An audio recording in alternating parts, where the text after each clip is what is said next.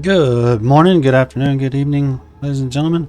Just Porking it here. Figured I'd come on and give the promised update to my gear guide and how I'm able to pump out all these beautiful lightning balls and never touch my MP and just run through content. It's such a fun class.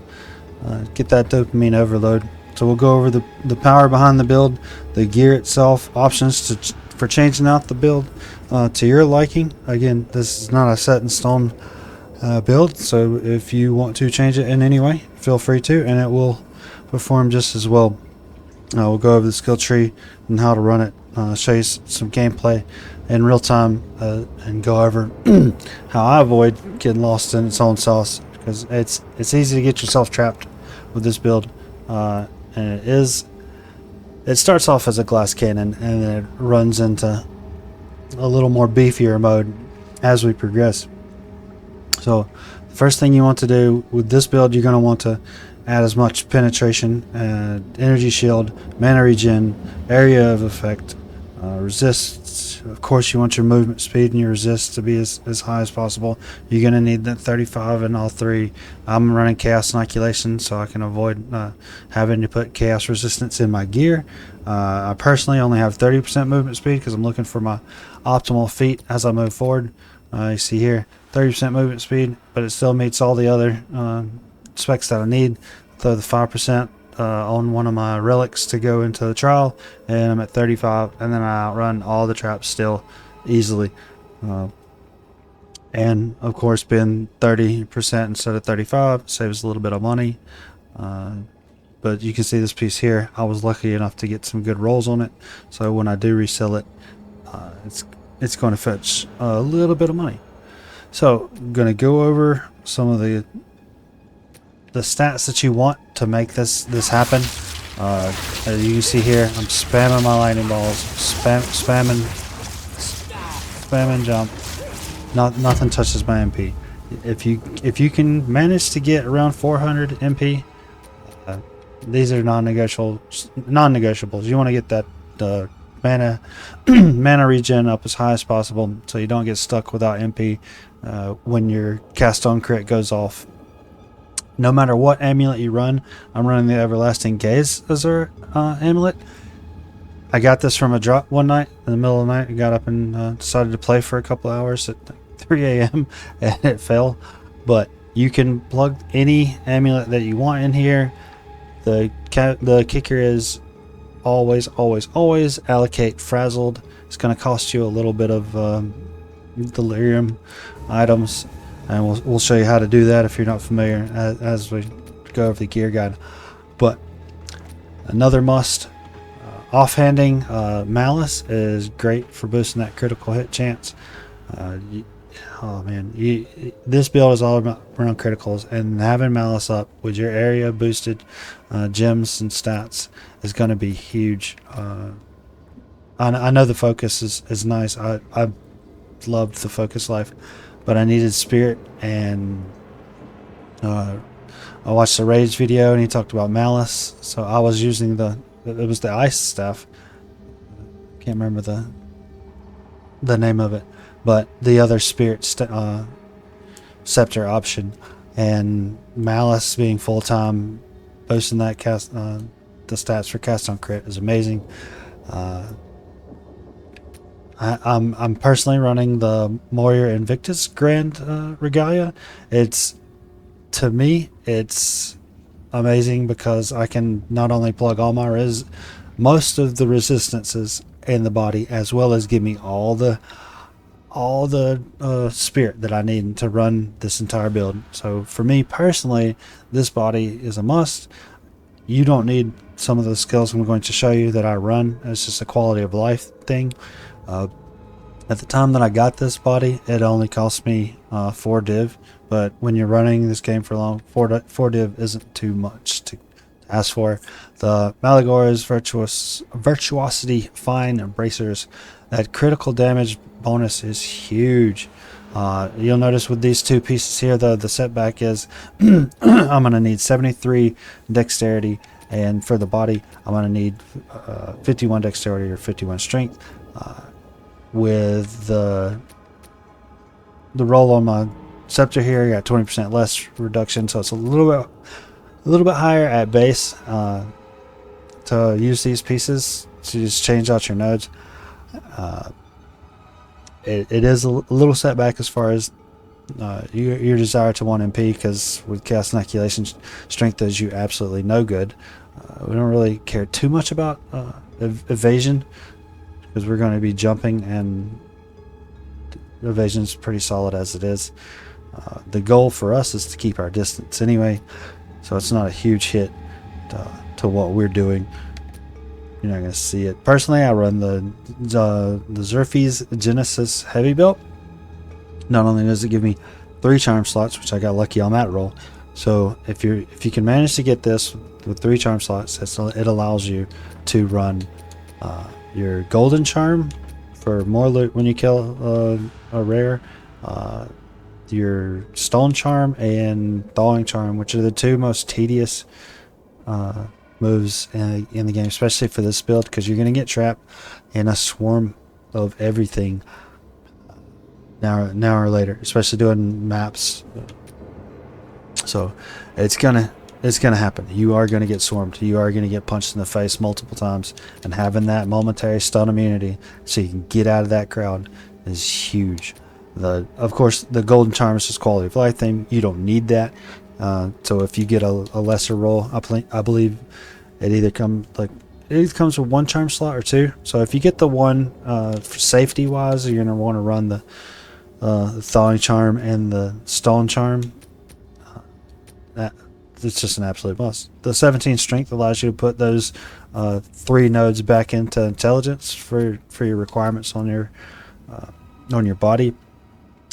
Now, the corrupted blood cannot be inflicted on you. That's a rare occurring affliction that the only instance that I can think of is Geonor in Citadel maps. He applies a debuff on you. Like, the more times he hits you, you get corrupted blood stacks. So with this equip, you negate one of his more tedious attacks.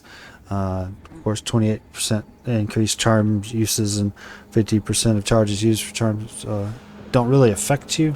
I think if you're not running Chaos Inoculation, it's not terribly bad, because all of these points here you see every time that we use a charm. So when we kill a boss, we get charmed, or we get stoned or frozen. Half of those consumed charges go to your life flask, which is, it adds up. It's a good safety net that just provides itself as it procs. It's not game changing, but it can save you. When it comes to your wand, the absolute less you want 5 or 6 levels to all lightning spells. I do just fine with 4.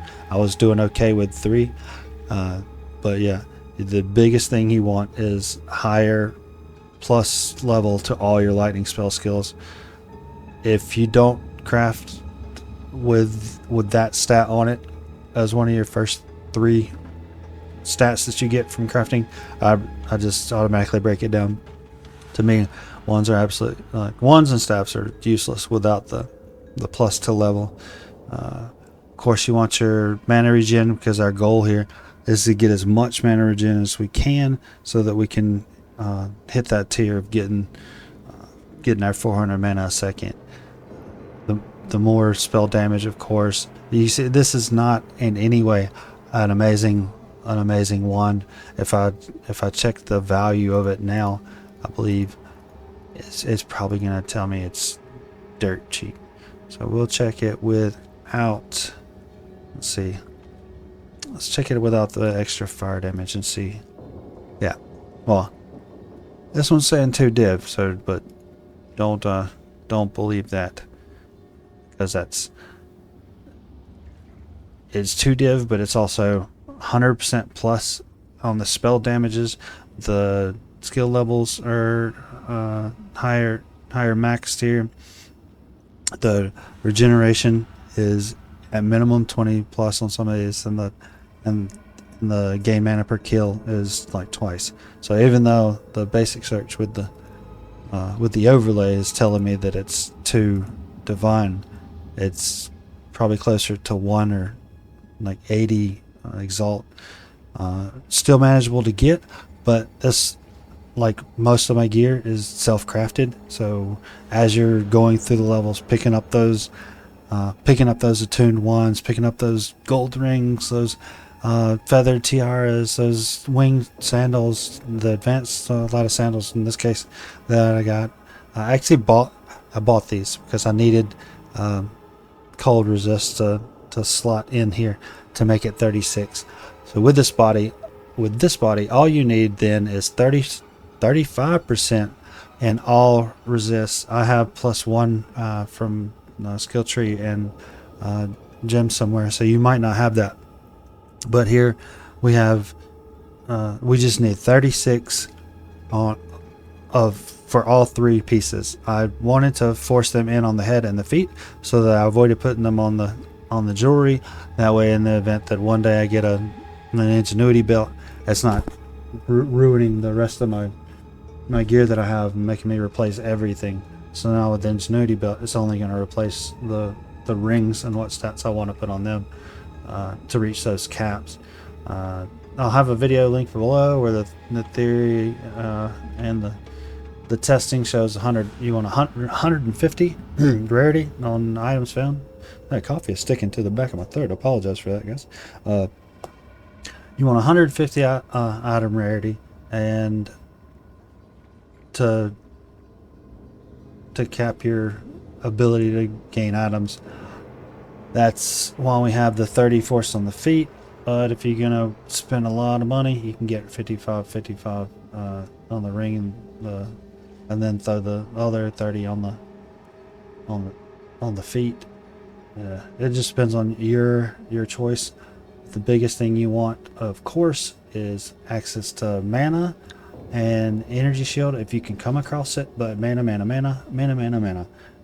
And if you can get a hold of this Azure Amulet, they are really cheap right now, easily done. You can see here I boosted it with 20% with my what's the stat? I forget the name of the catalyst, but our MP catalyst. We boost all our jewelry with those, with the MP option, and that's going to give us more regen, more MP. Yeah, it's the neural catalyst. As you see, adds quality that enhances mana modifiers on rings and amulets, replaces other quality types. So bust that on your rings, bust that on your amulets. Normal rings and amulets going to give you 20% max. The soul ring or the breach rings are going to give you 50% max. So it will get a little pricey, but at the time of me upgrading my rings and earlier today, those catalysts are not that expensive for what you're gaining from them. They're not expensive at all, really. I think you can buy probably you can buy 100 for just a few exalt. Again, I'll check it here in 2 seconds while I'm explaining.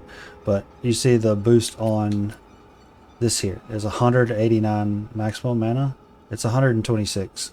Is what the ring is naturally. But with the 50% quality increase, I have 189% mana on there. The increased mana regen is 90%. Native is 60. So 30% boosted mana regeneration and a butt ton of mana on just on that one ring. So we come up here to our lovely friend Alva. What do we want from Alva? We want catalyst. We want the neural catalyst. That is not the neural catalyst. Boop boop boop. Come on. Find it again because I'm slow. There we go. And we want the neural catalyst. And at the time of making this video, they're 5 apiece. So 1 exalt is going to get you 5. You need 50 for the chaos rings, so 70, 90 total to max out your ring and your amulets. So what's that? 90. Math isn't my strong point, so what we're gonna do is we're gonna, what is it? I have my hotkeys set up to change that. So what's that? 4.6. It's what, 1920. So come over here to 20 exalt, and we can easily buy all the neural catalysts that we need to upgrade these select 3. If you have 2 chaos rings, of course it's going to be a little bit higher, and you'll get more mana and stats for your book. In your offhand, of course, you want your chiming staff so you have access to sigil power. The stats on this are absolutely irrelevant, so it does not matter what you put on there. I just picked this one up one day and this is what I got. It does not provide me any boost to anything. Maybe the cast speed in the event that I'm switching. I really have no idea what this would benefit, or what you could get to benefit on this staff. But the only thing you need, the absolute only thing you need, is sigil power. That is going to be huge. So that's our must-haves. That's our what we want to generally have to get to where I'm at. Here's an option for you if you can't afford the hands yet.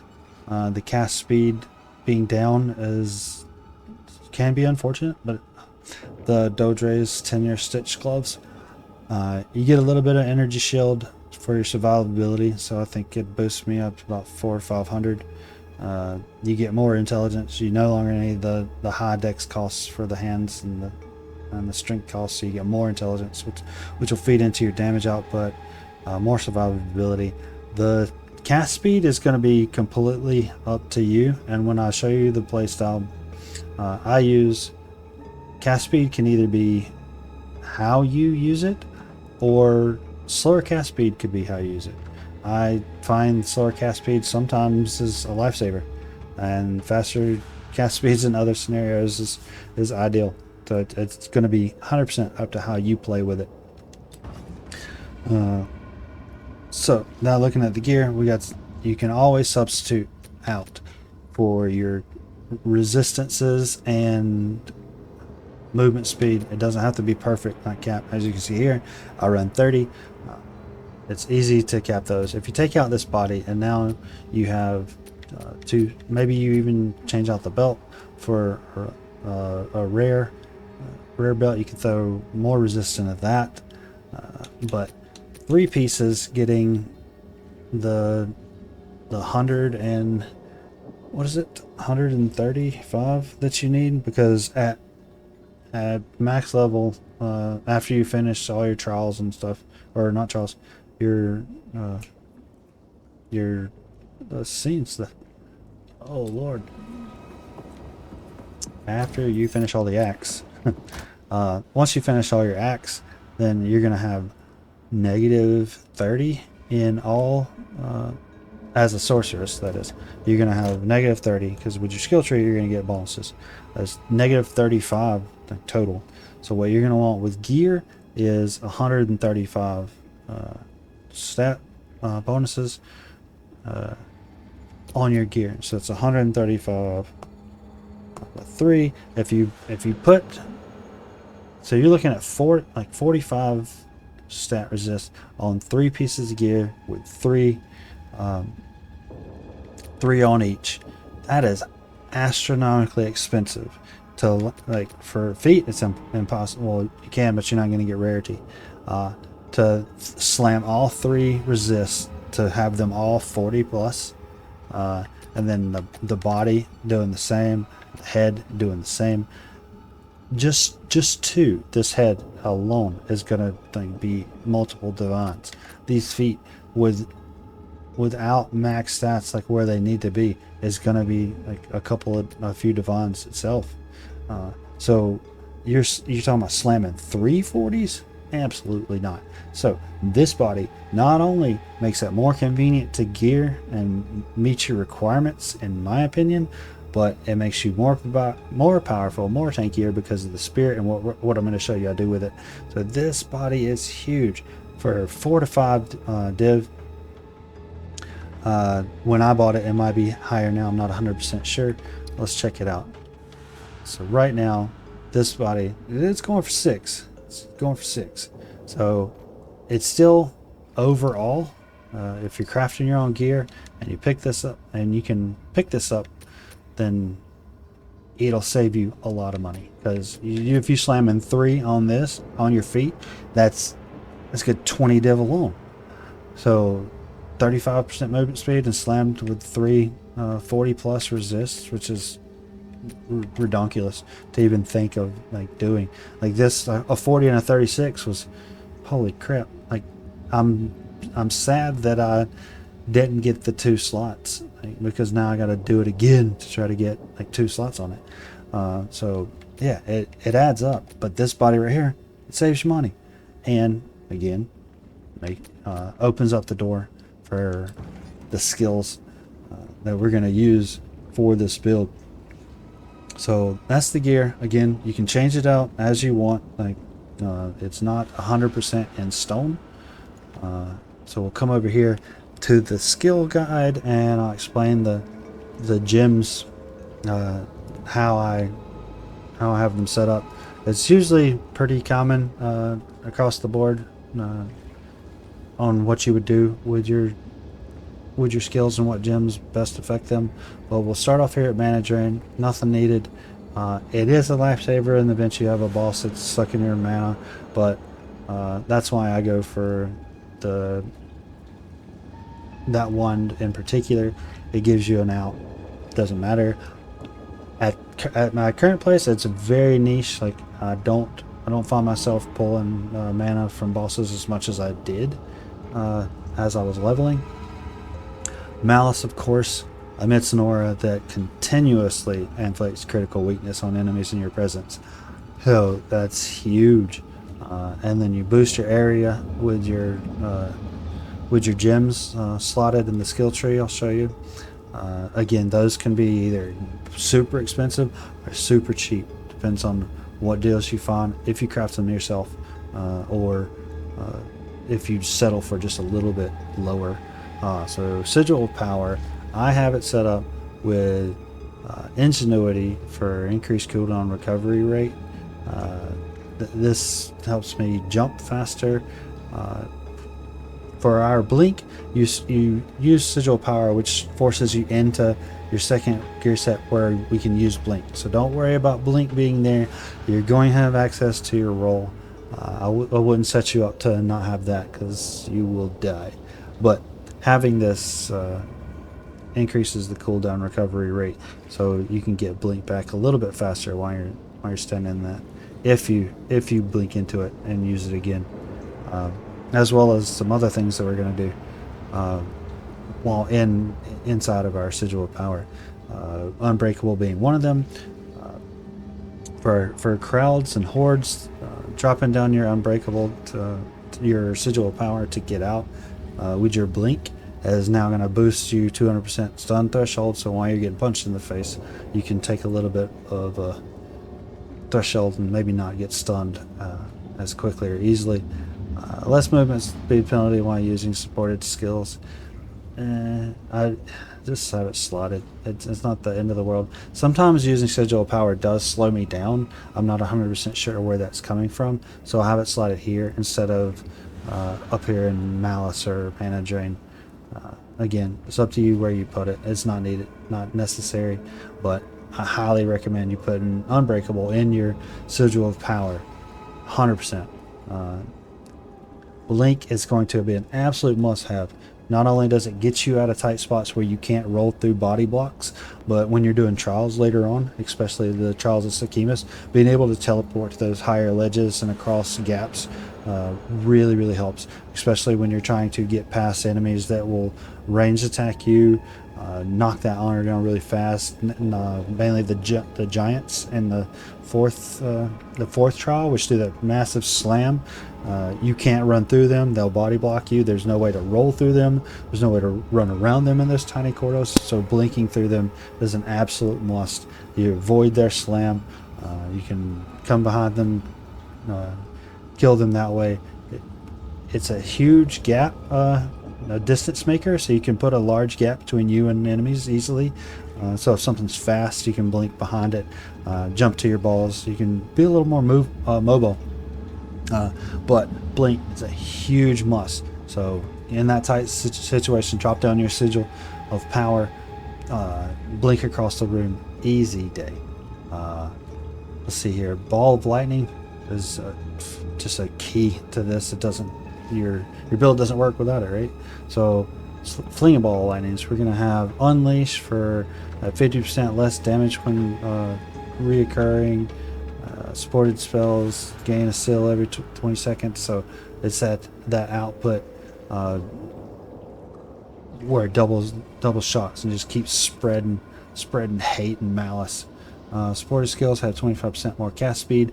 Again, this is going to be up to you, and I'll show you in the gameplay how I use the cast speed to my favor, and then how I would also use to slow in the event to the trials. You have no other choice but to take the cast speed down. This is not an end of the day for you. Supported skills have 20% chance to fire 8 additional projectiles. More projectiles equals more fun. Scattershot, of course, fires 2 additional projectiles, gives you more targets to bounce to, and again, spreading more hate. Running blasphemy is huge. I didn't even think about running blasphemy with temporal chains. It was chaos gaming. What was this? I'll have to give a shout out in the comments. But running temporal chains on your blasphemy with heightened curse is huge. So all the enemies that are swarming you are now hit with temporal chains, and that can save your butt, and it will save your butt on multiple occasions, especially when those mobs have movement speed plus. You will thank the heavens that you did this. I immediately saw an improvement in my survivability with temporal chains on. And as a glass tank, which this build is, and until you get a few kills, then yeah, this is a must. Lightning warp, another staple of this build. And this is how we're bouncing around, causing our crits and our damage. Locking in with magnified effect for more area of effect, which is a staple of this build, right? Supported skills have 50% less shock reduction with overcharge, 75% increased magnitude of shocks inflicted. So again, magnitude, another big influence on our damage we're going to do. Exposure applied by supported skills, 30% increase in spec, so more shock, more penetration, more bang for our buck. Supported skills have 40% less cost. That allows us to spam it and not drain our MP as fast, because as you're hitting those tiers, you'll notice how much MP you go through with this build. But once you reach those magic numbers, it becomes so much relaxed. Once you start getting into the 80s and you've allocated your stats, you got your gear semi-decent, oh, it's amazing. So finish this one up with lightning exposure for inflicting lightning exposure for 8 seconds on shocking an enemy. Then we come down to Archmage, where we get our full-time boost just from being alive. The clarity on there for 30% mana regeneration rate while it's active. It's always active. So, and then +1 to all supported lightning skills. So all our lightning skills get +1 while Archmage is up. Of course, that's it's going to be a persistent buff, and it's going to cost us to run, but we will gladly do it. Cast on critical. This is one of 2 skills that we're going to put our 5th slot. You can invest money. I invested the money. I don't like vows. I hate vows. They've triggered me to the point where I no longer want them in my life. I don't trust RNG. So it was such a tedious task to try to get these. I just gave up and ended up buying it. I think I put so much vows into these, and then you're leveling the quality as well, so it gets expensive if you don't hit. So I just eventually just bought the gems, and hopefully you'll get them to drop again as you farm and juice your maps. But for cast on crit, you want to run lightning conduit. So when you build up that 100% on your cast on, if you're familiar with it, you get power from causing an instant. So cast on critical, as you get 100 points from criticaling enemies, Once it reaches 100, I'll unleash Lightning Conduit, which we're going to boost that Lightning Conduit with considered casting for 15% less cast speed. Supported skills deal 40% more damage with spell hits. That's the big caveat, because the cast on crit spells are instant, so the cast speed it does nothing for us. It's that 40% more damage with spell hits that we're after. Supported skills gain 40% increased energy, so we get more energy for our criticals to charge up to get that sweet conduit. So we're getting more conduits faster. Inevitable critical. Supported skills gain 25% increased critical hit chance each second up to 100%. You can't live a life of wanting criticals without having an inevitable critical. It's just you need it. You need it.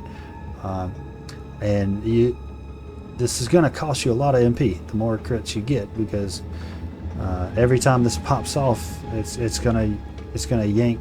How much MP is it? Like almost 200 MP per lightning conduit. So it gets expensive. And if you're in a tight spot and that goes off, then it can kill you. So which is why we want our mana regen to be about 400 ticks, so we get all that back and get right back to doing our damage. And then we finished up with elemental focus for inflict elemental elements, and support skills deal 25% more elemental damage. No brainer, beef it up.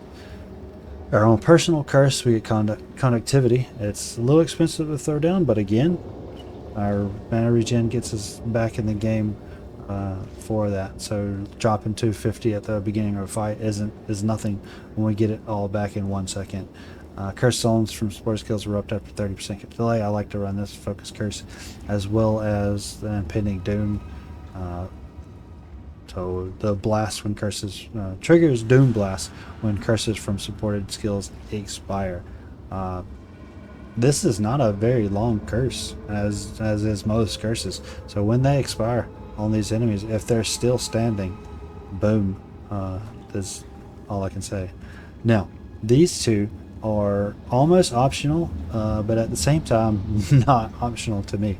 Mana remnants, which every time you kill an enemy, there's 25% chance to spawn a remnant, which gives you 208 when you've maxed it to level 20.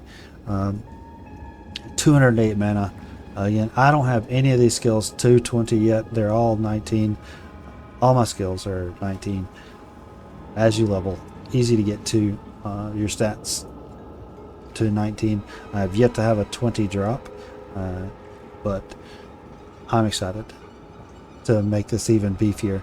But Grim Feast, same way, but this gives you energy shield on kills. 50% of the enemies you killed, it's going to give you 242% energy shield. So the biggest two things about these two skills, not only do they refill your energy shield and your mana, you'll be doing maps, so you're going to be killing large groups of enemies.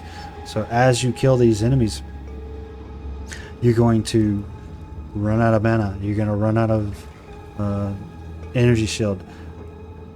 These are going to replace that. And then the best thing, the absolute best thing, especially about Grim Feast, is it's going to overcap your shield. So not only do you pick these up, if your shield is full, as you pick these up, it's going to overcharge up to twice. So I currently have 5.5k in energy shield. I can get up to 11,000 energy shield from Grim Feast, picking up crowds, as long as I'm not taking damage. So I can farm these trash pools, beef up my energy shield to 11k, then waltz into a boss fight like no one's gonna touch this.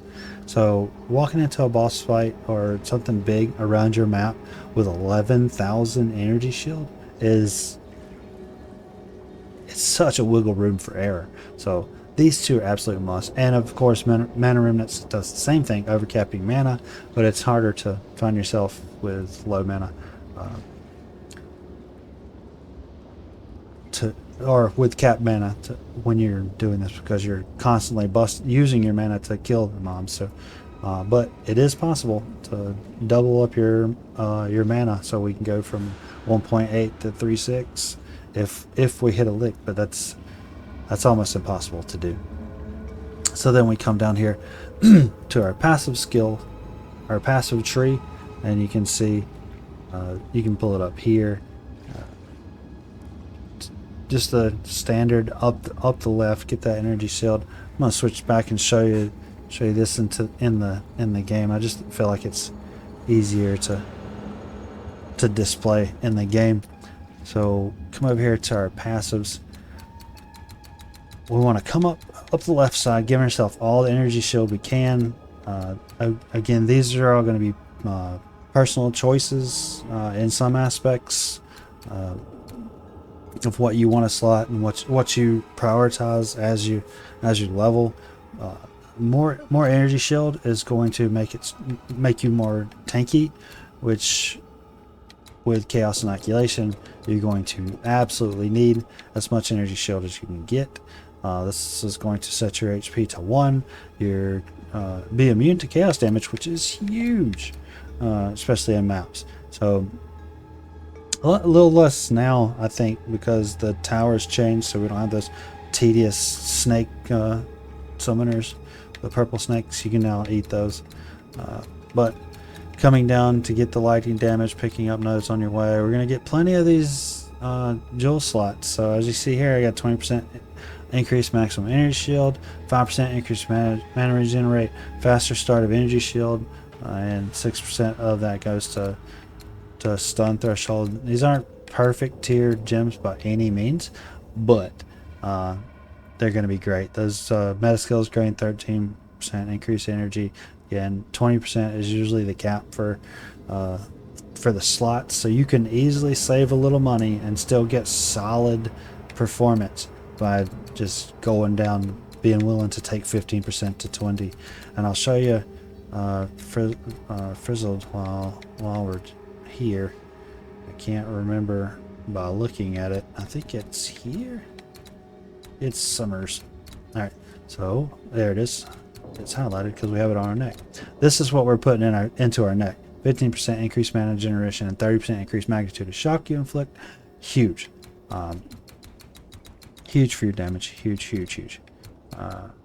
Again, coming up, grabbing your energy shield every chance you get. Maximum mana is not as important to me because, again, once you get your mana, all the regen up and your energy shield, the most important thing is your energy shield, and you will replace your mana pretty easily. Just the basics coming up. You have to get, you'll notice there's some strengths and decks like plopped in here. That's so that we can use those hands and body. You can change those intelligence as you change out your gear if you choose not to go there. I have spell area damage here. Spell skills have 30% increased area of effect, which is a huge node that we want because we want to cover that map in our explosion so that we get all the damage that we can, and things don't get close to us at all. Coming up here, these are huge nodes for your energy shield recharge rate as far as your mana regen, so a huge pickup here. Coming down here, of course, we have this little, I don't know, we'll call it a wishbone. Duration of elemental elements on enemies, magnitude, elemental damage buffs. Like, this is going to be a nice little horseshoe for our damage. Coming up here, getting our maximum energy shield and mana a little, and regen along the way. Intelligence nodes. Here's where we get our area of effect on our spells. Come up here, we got our huge pocket of energy shields here. As you get higher levels, you can mix and match and hit nodes along the way. Coming up to the top here, we got our shock duration and magnitude nodes.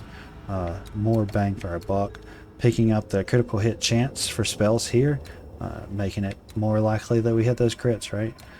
As you get higher in level, you get more nodes that you can fill in the gaps, like more energy shield here.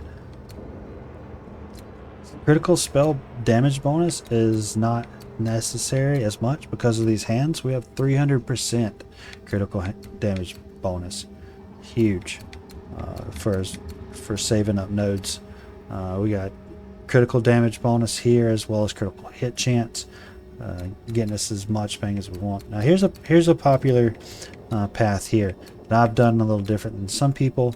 Of course you want to come up here, spell damage per 100 maximum mana, and the intelligence modifier, you get more mana. I think I'm going to change this out relatively soon because I don't believe I get as much mana for the cost. The cost doesn't give me as much. If I can lower the cost, I don't really care too much for my maximum mana because I'm getting it back at high rates. Now, a common build is to use Eldritch Battery to get all your energy shield converted to mana, and then coming over here, getting mind over matter, all damage is taken from mana. So then your defensive prowess comes strictly from your high level mana.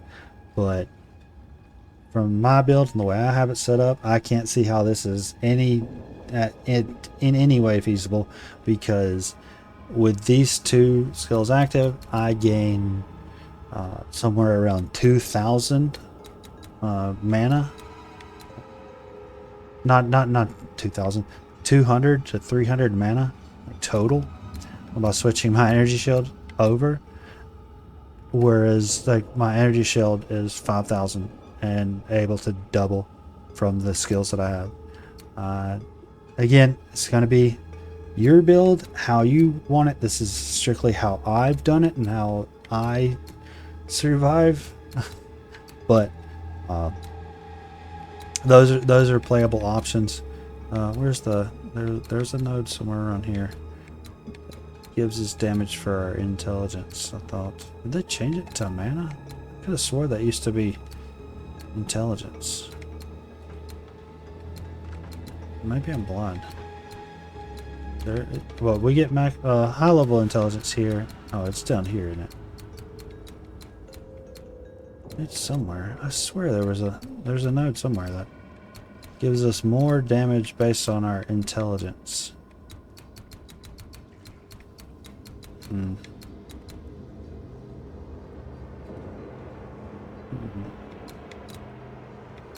Or maybe I'm coming back to it and I just haven't gotten to it.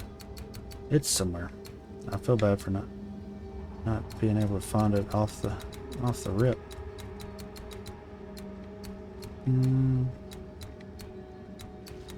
But yeah, that's the gist of that. You want to get your magnitudes in there. Again, look at these gems. 17% maximum energy shield, 13% critical hit chance, 11 increase energy shield recharge, and 10% increase freeze buildup. Now, what do I need freeze buildup for? But that gem is a little cheaper than what it normally costs. This one's 20% magnitude of shock. I actually crafted this one recently, and by doing trials, you get so many jewels. So buying jewels is fine if you have the money to do it, but do trials. Get those royal boxes as rewards. Like, prioritize royal boxes, the royal chests in silver or gold, and you're gonna get gems for days. So many gems. Huge.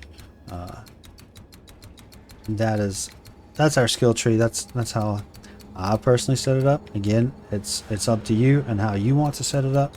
On this path, the biggest thing you can focus on is getting your mana regen to where you get your mana to recharge as fast as possible. You want your energy shield. I would suggest do not take chaos inoculation until you have, at the bare minimum, 3 to 4k energy shield skill level pending. If you're solid and you can move and you're confident in your abilities, you can go less. I did it when I was rebuilding from ice to shock. I kept it up, and when I was retweaking my gear, etc., I was somewhere around 2.5k shield. It was very, very dangerous, but it puts you in a position where if you can do it with less, you can do it with more. That's where I got the confidence to do the things that I do. Really, like, correct me if I'm wrong. Like, chat, like, please, like, leave a comment. I swear that used to be arcane intensity was intelligence related,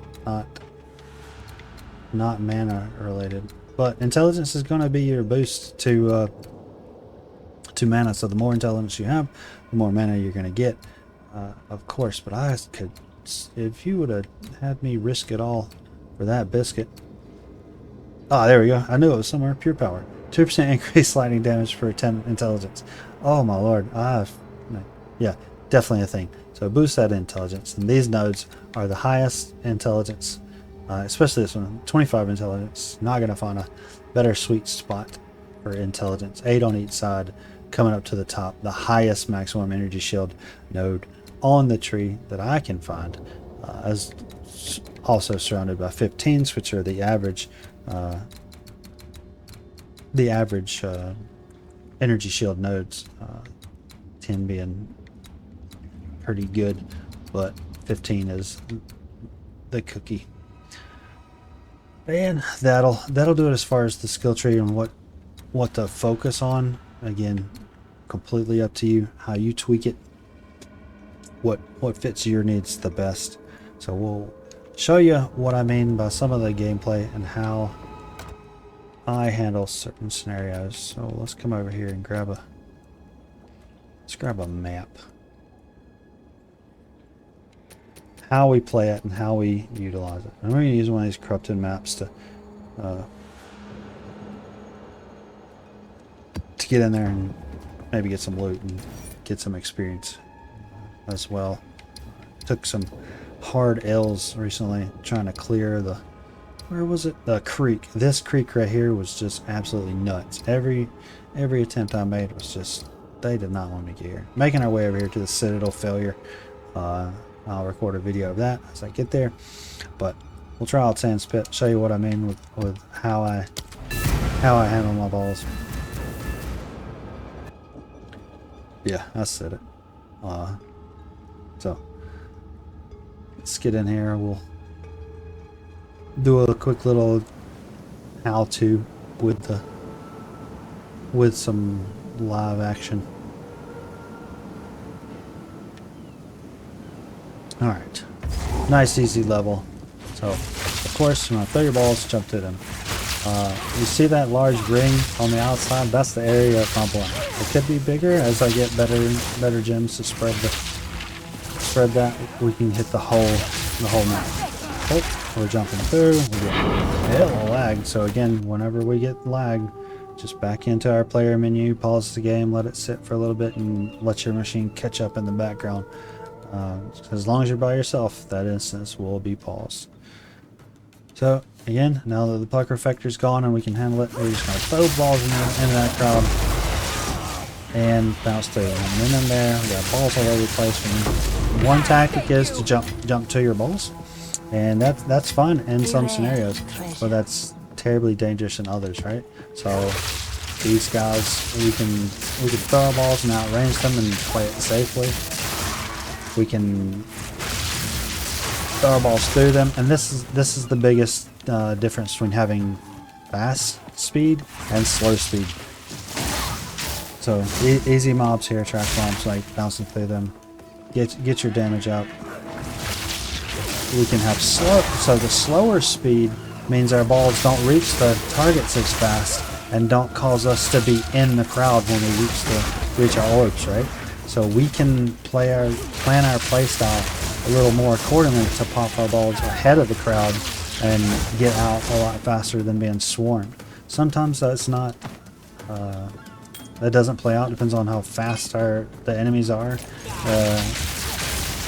You'll easily get swarmed no matter what you do. So that's also another positive, because if your orbs are moving slower and the enemies are swarming you faster, you don't need them to be as fast, because the enemy's going to catch you quicker. And then also you can your projectile speed being slower is going to allow you to pump out more balls in a single area. So you see my cast speed's fat, like where it is now. It's not that great. I got large gaps in my orbs here. You can tweak that to your liking. It's completely up to you. I find that throwing my orbs and jumping to them on the other side of a boss is huge. Is just an absolute huge way to do it. Crowds of non-ranged enemies, it doesn't really matter what you do. Throwing them ahead of the group is usually the safest bet, because you don't get inside the swing radius of everything. You see that, just clear massive crowds of enemies easily. Biggest thing you gotta do now is filter through all your stuffs. So you're gonna do a tune 1 to try. Be real selective on what you get. Apparently this plate belt is of value. So get the overlay if you want to. Get your loot filters for things like that, so you can see what's of value to pick up, and then ignore things that aren't. So I feel like as soon as I got the loot filter, my performance went up a little bit because there's less things loading on the screen. But that could just be luck, because I believe the resources are still loading. It's just the filter is filtering out. So it could be that the filter is making you perform less. I'm not sure. I just know it seems like it's been performing better. Well, that's the goal. You want to just keep throwing your orbs. Keep throwing your orbs. Look at that energy shed we got. 11.36 energy shed from having our remnants pop. We were overcapped for mana if you saw it for that split second where we had 2k plus mana instead of 1.9. Another tip when handling these maps, the best, especially the ranged attacks, don't hit the fog of war at a 90 degree. Like, try to maintain the serpentine like a zigzag, so those archers and ranged attacks don't peg you. I had a map earlier where it was double projectiles, and I cut the corner, which is why I failed that riverbed multiple times. One of them was double projectiles, and for some reason the game knew it and loaded in like a group of 20, easily 20 archers, and every one of them pelted me. The archers are huge dangers to this build because of their accuracy and how fast they can rip through your energy shed. So be careful with ranged attacks. Manage your angles, how you hit them. It's going to be completely up to you how you do this, but hopefully the path that I've taken can be optimal to you. Again, it's going to cost a little bit to get exactly where I'm at, but those pieces aren't mandatory. You can easily hit those required caps for much cheaper by splitting up those resists on different gear. Of course, you won't have the 300% damage bonus, but again, you don't need it. You can take that other pair of hands that I showed you, have a slight slower cast speed while putting more balls in the field, and get more bang for your buck that way. Less stat requirements, and I believe that one I got lucky and got a good val on it, and got the 2 slot. So again, completely up to you how you want to gear. Not something that costs a lot of money to do. And if you're gearing this along the way, you can do this. You can build 90% of the gear yourself. Depends on how lucky you are, how much time and energy you want to place into that. But every piece that could make your gear or break your gear in some way drops in base form as you're leveling. So pick it up, take a stab at it. I know they say you're not likely to get that upgrade, and it's better to just buy it. Well, try it too. Like, you can plan to buy it, but also take attempts at making that gear, because I did, and I've spent a good little bit on gear to tweak it and make it better than what it was, and then sold those old pieces that I made for multiple divines, and turned around and bought a cheaper piece to fit my gear specifically. even though you don't make what you want, you know, I guarantee you, you'll make something that somebody wants. And getting paid is nice, right? Look at that, 2.8k mana. So I got 900 extra mana going into this next group of things with 11.3 energy shield. I'm not gonna say it's impossible. It's very possible to still get overran. Gotta get in there and grab that before it kills me. Okay, good. Yeah, this is a great crowd. Just decimates crowds of enemies. The faster enemies can overrun you, so the best thing you can do is drop that sigil of power and then teleport out. So that's sigil of power, that's cursed. So drop your sigil of power and blink. I need more time. Of course, you have the delay on when blinks back up, but getting used to that, getting used to using blink is going to benefit you a lot. Having that extra, now I got that stun threshold is up, so I'm getting stunned less when I'm getting punched in this whole area, so I can choose to stay in this area and dance around completely from your playstyle. And me personally, I like to play it safe, and instead of throwing my orbs at enemies, a lot of times I throw them around enemies because I can still hit them. I don't need to get in that crowd. That crowd needs to get to me. So either I can stay back and pop my cast on crit with ranged orbs, or I can just make it faster and pop it from around them. So this build is easy as that. Very destructive, very, very tanky once you get a few remnants. So once you see, look at that crit.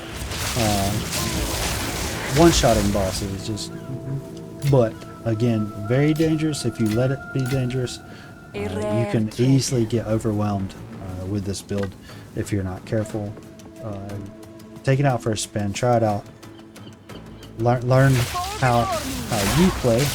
Everything is customizable for your play style. The biggest thing you want is energy shield, penetration for damage, area so that you don't have to get close to the enemy as you kill them. Loot speed, loot rate to what they call magic find. If you played previous games, 150, 75 in all your resists. Come over here, look at me old stat tree here. At 76. There's an issue with the lightning resists that you get from your quests that's not showing up, or is that the node? Is that the map? What do we got here? Coming over here. Yeah, there's an issue with the game's elemental resist. It's not checking that quest. So if it persists, go get it again. Like earlier, I had 76, but or did I swap a piece of gear out to display fun times for you? Yeah. But that should be 76, and 76. The Sisters Tower is bugged, so you may have to go redo that to get that stat back. It's a known bug, so eventually they will fix it. So either plan to do 10% extra lightning resist in your build, or just wait till it's fixed, because it's just not pleasant. I wish I could go back in time and change that chaos resistance choice.